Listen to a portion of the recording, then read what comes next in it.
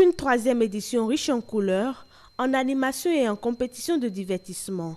C'est ce à quoi ont eu droit les populations autochtones de la cité lacustre de Ganvié, mais aussi les nombreux touristes nationaux et internationaux qui ont assisté à cette édition 2023 du Festival Sport, Culture et Anautique de Ganvié qui a sa clôture. Dans le rang des organisateurs, c'est un pari réussi qui rime avec fierté et satisfaction. On peut dire que les objectifs sont atteints à 100%, même si nous ne sommes pas encore véritablement au bout de ce que nous, on aurait souhaité. Pour le public, vous avez constaté avec nous que c'est l'extase totale.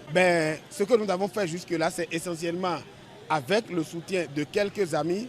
On va continuer de travailler pour que les années à venir, le gouvernement puisse vraiment tourner son regard vers nous. Aujourd'hui, nous avons connu la participation du Fonds pour le développement des activités de la jeunesse qui était venu voir ce que nous sommes en train de faire et on pense que les années à venir, nous aurons de plus beaux spectacles pour la population de la commune de Soava et pour le Bénin en général. Pour le secrétaire général, ces motifs de satisfaction sont favorisés en partie par la forte potentialité dont regorge la cité lacustre de Ganvié et dont il faut toujours ressortir le mérite. Pour l'édition de cette année, il y a eu tellement d'innovations et d'innovations qui nous poussent d'ailleurs à encore donner pour les éditions à venir beaucoup plus de contenu en termes de culture. Quand nous prenons l'édition de cette année, il y a à travers nos divinités que nous adorons ici, il y a le Sakpata, le Bou.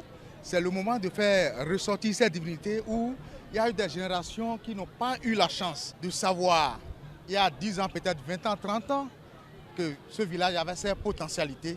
Et tout ce qui est caché comme activité, comme acte que nous posons ici, c'est le moment de les faire ressortir. Les satisfactions, elles sont très énormes. Cette troisième édition terminée en pompe avec différents challenges tels que les courses d'aviron, des concours de danse et de natation.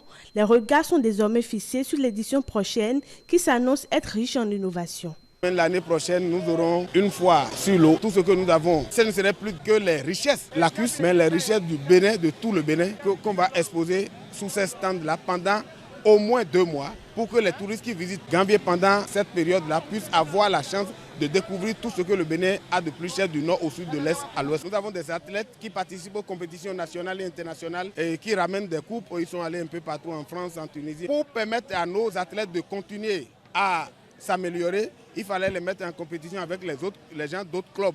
Donc nous avons eu les autres clubs de l'Atlantique.